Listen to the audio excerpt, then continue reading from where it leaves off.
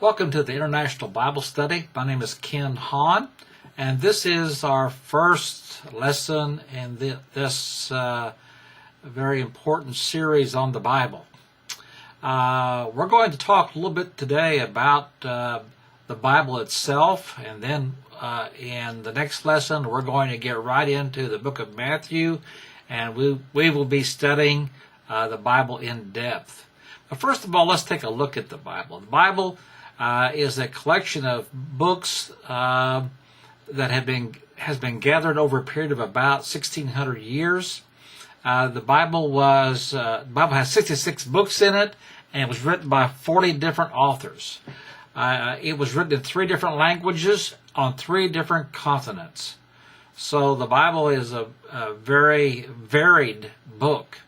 The Bible claims to be the inspired and inerrant Word of God. This means that the Bible came from God. God revealed Himself through the Word of God.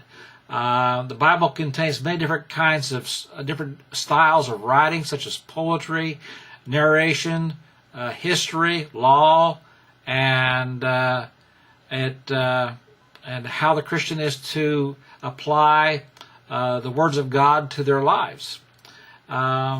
The Bible describes the origins of man in the Garden of Eden, and how he fell into sin, and how he fell out of fellowship with God, and describes how he called a people unto himself. God first of all called the Jews, and then he promised the Jews, or the Israelites, that he would give them a Messiah that would restore mankind back to himself.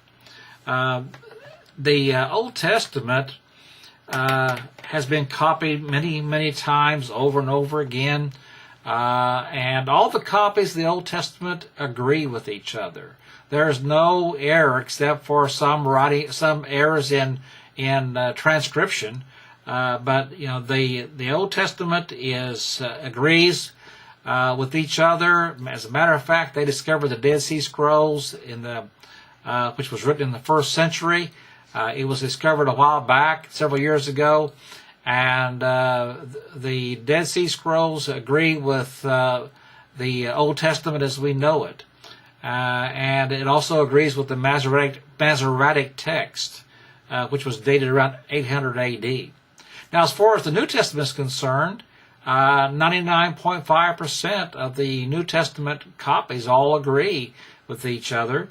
And as a matter of fact, the early church writers, the bishops, the Christian writers who wrote in the first 4 centuries, they wrote so much from the New Testament that you could just pick out verses from their writings and restore the New Testament back into its original form. So the Bible is accurate. The Old Testament, the New Testament, they are both accurate writings. God has restored. God has kept His Word pure throughout the ages. The Bible claims to be inspired. 2 Timothy 3:16 talks about the inspired Word of God, that it was God-breathed. In other words, God inspired the Word. God breathed His life into the Word. He has kept it pure. He's kept it safe. He's kept it without error.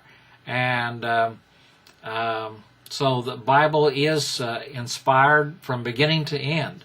The New Testament, or the New Covenant, reveals Jesus Christ as the Redeemer, and we find in the New Testament the life of Christ, the beginning of Christianity, the way of salvation, instruction for Christian living, and God's plan for the future. God does have a plan for the future. Thank God for that. After the Gospels in the New Testament, there you'll find 21 letters that were written by the Apostle Paul, Peter, different writers who wrote letters to churches, to individuals, and to the Christian believers as a whole.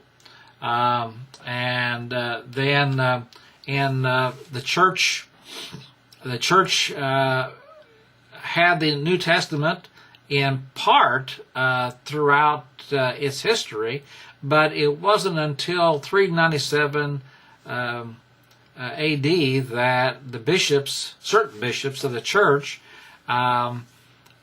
compiled all the different letters, all different books of the New Testament, and they established the canon of the Bible, the canon of the rule. This was what they said was the inspired writings of God, and so by the end of the 4th century, the Bible was compiled, and it was then accepted in all the churches throughout Asia, throughout Europe, as being trustworthy, as being the